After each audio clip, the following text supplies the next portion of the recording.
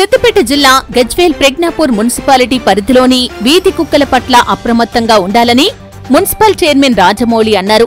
గురువారం సిద్దిపేట జిల్లా గజ్వేల్లో మున్సిపల్ కార్యాలయంలో మున్సిపల్ కమిషనర్ నర్సయ్య మున్సిపల్ పాలకవర్గంతో కలిసి మీడియా సమావేశం నిర్వహించిన మున్సిపల్ చైర్మన్ రాజమౌళి ఈ సందర్భంగా వారు మాట్లాడుతూ గజ్వేల్ ప్రజ్ఞాపూర్ మున్సిపల్లో వీధి కుక్కల బెడద ఎక్కువగా ఉందనే సమాచారం ఉందని, ప్రజలు కుక్కల పట్ల అప్రమత్తంగా ఉండాలని, ప్రభుత్వ పరంగా మున్సిపల్ అధికారులు కుక్కల పట్ల తగు చర్యలు తీసుకోనున్నట్లు తెలిపారు. కుక్కలకు కుటుంబ నియంత్రణ ఆపరేషన్లు నిర్వహించడం జరుగుతుందని కూడా అన్నారు. ఈ కార్యక్రమంలో municipal commissioner Narsaiah, municipal vice chairman Zakiuddin, councillors, co-option సభ్యులు తదితరులు పాల్గొన్నారు. ప్రతి వార్డులో కూడా చిన్నపిల్లలు స్కూల్కి పోవాలన్నా, అలాగే పెద్దలు కూడా వారి పనులు ముగించుకొని ఇంటికి పోయే సమయంలో కూడా కుక్కలు అటాక్ చేయడం జరుగుతుందనేది అన్ని వార్డుల నుంచి మనకు సమాచారం ఉంది. గత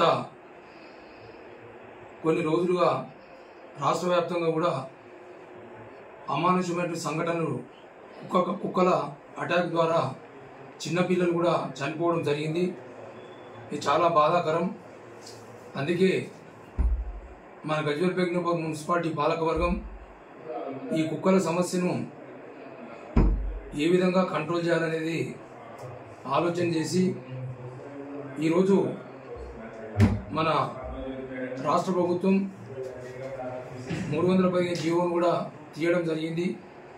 దీని ద్వారా కుక్కలకు ఎనిమల్ బర్త్ కంట్రోల్ అనేది ఏబీసీ ద్వారా ఆ కుక్కలను కుటుంబ నియంత్రణ చేసి కుక్కలు పెరగకుండా చూడడం ఒకటి. రెండవది, ప్రజలందరూ కూడా అప్రమత్తంగా ఉండి అనుమానాస్పద కుక్కలుంటే ఖచ్చితంగా వాటి నుంచి మనం కొంచెం ప్రొటెక్షన్ చేసుకునేటువంటి అవసరం ఎంతైనా ఉంది. అలాగే ఎవరైతే స్వంతము పెంపుడు కుక్కలు ఉంటాయో ఆ కుటుంబ సభ్యులు కూడా దయచేసి ఆ కుక్కలకు ఒక బెల్ట్ ట్యాగ్ వేసి దాన్ని బయటకు పోకుండా చూసుకునేటువంటి బాధ్యత ఇంటి యజమానులదని విజ్ఞప్తి చేస్తున్నాను. ఈ కుక్కలను మన పట్టణం నుండి కుక్కలకు ఈ యొక్క బ్లూ క్రాస్ సంస్థను మేము కాంటాక్ట్ చేసి వెంటనే వాటిని స్టెరిలైజేషన్ చేసే విధంగా దాన్ని మేము చర్యలు తీసుకుంటున్నాం.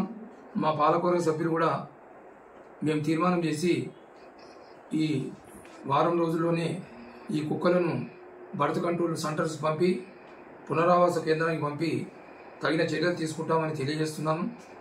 అందుకే ప్రజలు కూడా దయచేసి అప్రమత్తంగా ఉండి